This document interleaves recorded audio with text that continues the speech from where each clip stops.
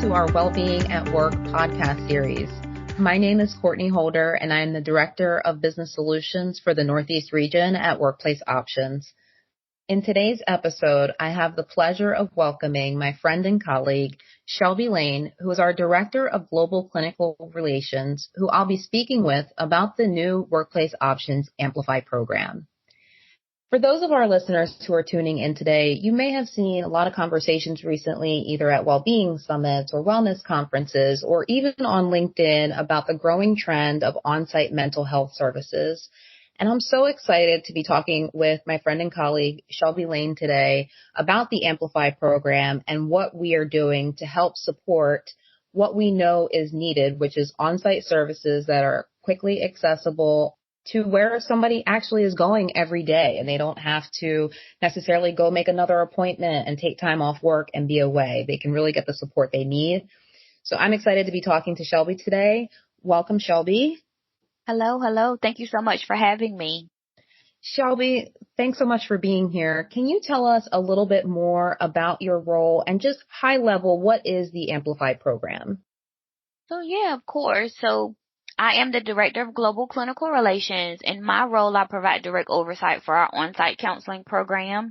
And what that means is I am responsible for recruiting, selecting, training, and providing day-to-day support for our Amplify counselors. So Amplify could be not only on-site counseling, it is also offered virtually. It is an add-on service to existing EAP support. When you think about Amplify, I want you all to think about EAP services, but amplified. So that means it's on a higher level. It is boots on the ground support. Amplify is a customizable product, and it's really designed to provide continuity of care, a dedicated resource, a familiar face that embeds itself within the organization to adequately support their employees. It is available in local languages, so we do offer Amplify globally. I think this role is pivotal for companies because it helps shape the narrative for them to invest in the well-being of their employees, and it helps reduce the stigma attached to accessing mental health services. I love that, Shelby.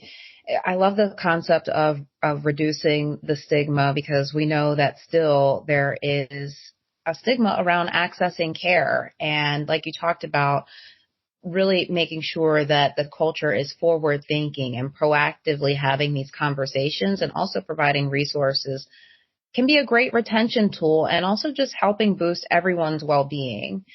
Can you tell me a little bit more about what are some of the requirements for the Amplify program, and how would an organization even identify that this is something they may be interested in? Sure. So Amplify is more so non-crisis related support. Not saying that crisis won't happen when the on-site counselor or the virtual counselor is providing services, but it's more so non-crisis support. So it's really a preventative measure that companies take just to invest in the well-being of their employees. So usually the minimum for Amplify is 4 hours. Once per month for at least 6 months. So that is the minimum. But we do have organizations who want a full-time resource.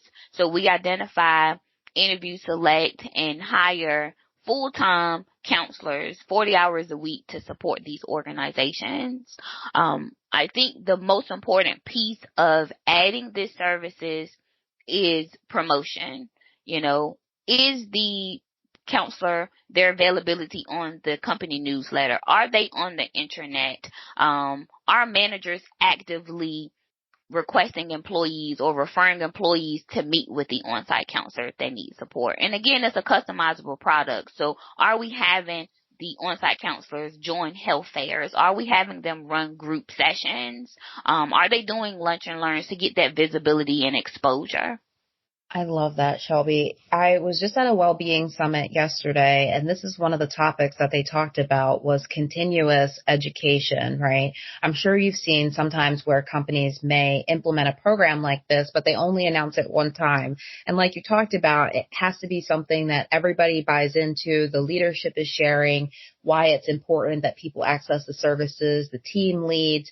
It really has to be an organization-wide effort at making the program successful, right? It can't just be one department trying to do all of the heavy lifting. Exactly. So one of the strategies you talked about was continuing education, but what are some other strategies you think are helpful when companies are looking to integrate on-site emotional support services into the workplace? I definitely think it starts with the leadership. So putting that on-site counselor in front of the leadership within the company. And like you said, are they bought into the service? Are they able to adequately refer and promote as needed? Is the counselor making these introductions, across all teams on all levels? Historically, we see that the on-site counseling is mostly utilized by lower level employees, but the management, the higher level leadership don't usually go until something bubbles up for them. So having those leaders lead by example in those situations is extremely important. Shelby, you touched on an important point, which is being proactive versus reactive. And I think one of the stigmas around mental health and accessing care is that it should only be something you do in an emergency, when really it's something we should do preventatively. Even when we notice, when things may be getting a little tight in the chest, right? That's a good signal that maybe you need to get something off your chest and have a conversation with somebody. And what better way to do that than in a confidential setting that's convenient to you at work? Shelby, one of the questions I have is, what are some concerns employees might be facing in different industries that you've seen?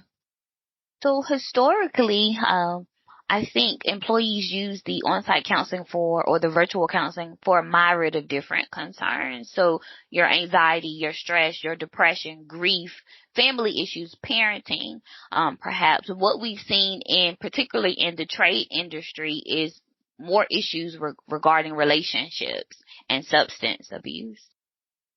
So it sounds like you're saying it doesn't discriminate. It's all industries. People have mental health challenges and really all types of work that people may need to have an outlet for. Exactly. It's just the nature of being a human being. Yes. Yes. It's so, so true.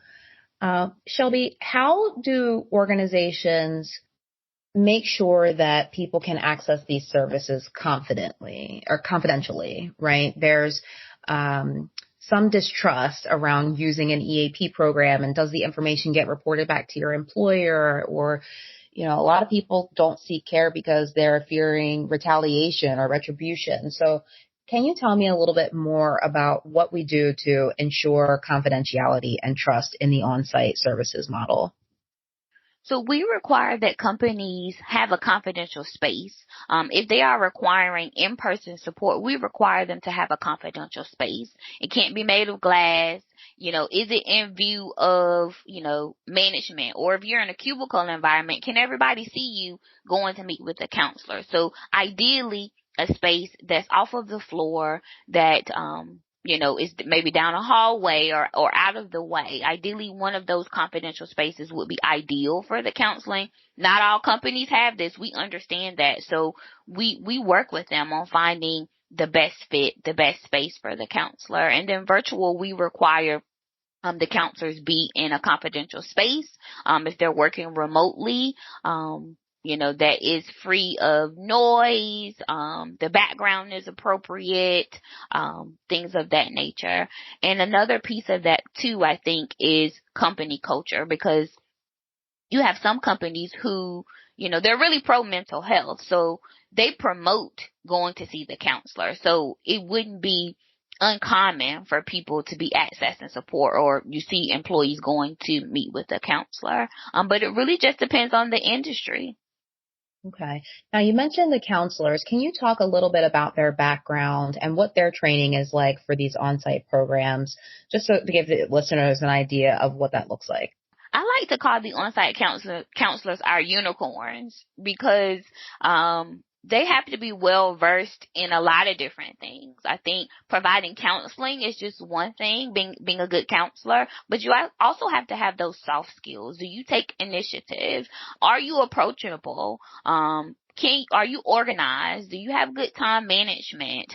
All of those things come into play, especially when you're on site.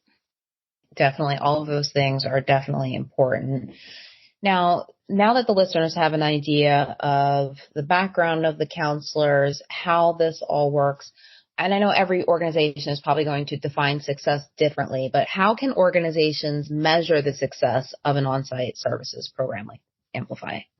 So we not only welcome the feedback from the point of contact that we liaise with, that's the head of the service, that is kind of our boots on the ground person. They're on site, but employees also have an optional opportunity to complete satisfaction surveys. When they engage in services with the on-site counselor, we send them a satisfaction survey. So we welcome feedback through that medium as well.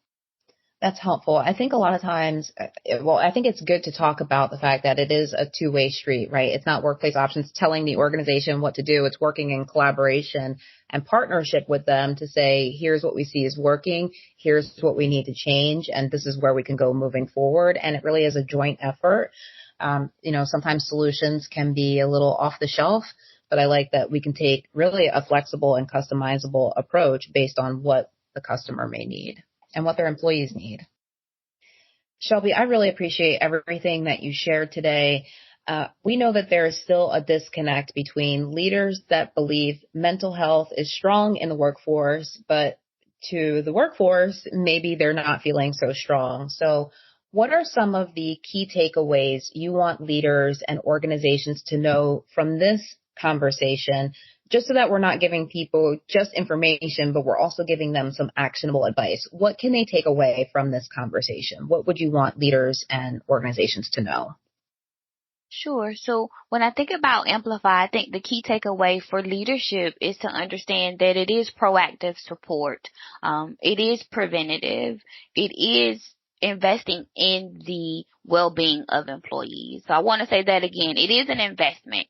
Employees can bring their best selves to work. It is customizable, so we can fit it and tailor it to the needs of the organization. It can help with overall performance. It can help boost morale. It can help with team building. So those are all things we want to see increase and improve within the organization overall. Absolutely. And I think the other thing is that it also increases the brand reputation, right? It shows that you're an attractive place to work because not only do you value mental health, you're also providing resources, and just that culture of well-being is really, really important if you want people truly energized. So Shelby, thank you so much for your time today. And thank you to all of our listeners for tuning in. If you want to learn more about Amplify for your organization, visit www.workplaceoptions.com or email service@workplaceoptions.com. Also, feel free to like, share, and subscribe. Our contact details are also posted on the podcast page. Once again, thank you all and take care.